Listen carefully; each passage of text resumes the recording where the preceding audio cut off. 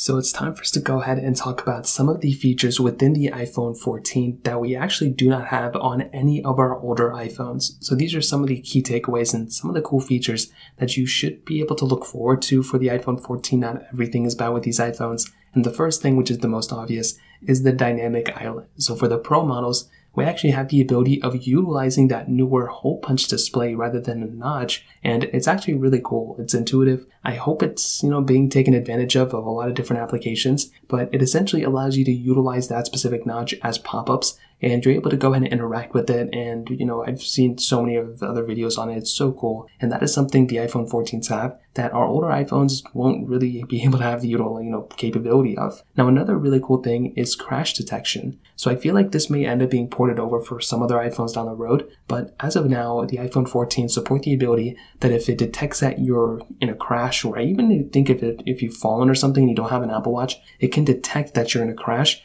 And it can actually go ahead and, do an emergency SOS call or whatever the case is. And that is another really cool thing our iPhone 14s have. Now, on top of that, our iPhone cameras have actually also been improved quite a bit. So the Pro models now have the capability of doing cinematic mode at 4K. Before, the iPhone 13 can do cinematic mode, but only at 1080p. So now the Pro models can go ahead and go up to 4K, which is really cool. Probably wouldn't recommend it, but it's still an awesome feature. But we also have this new steady camera mode, which I found really cool. If you're going through and you're actually wanting to run with your camera or you're doing an action shot, the camera will actually go ahead and be stabilized, which is really awesome. So it's a little toggle I think you can go ahead and enable. And that is another really cool thing our iPhones have. Now, on top of that, I talked a little bit about the crash detection, but now we also have the ability of utilizing the emergency SOS over satellite. So now our iPhones, with its new technology, will now be able to tell us and point us to a satellite in the sky, and we can go ahead and make an emergency SOS call, or I think even send a message or ping our location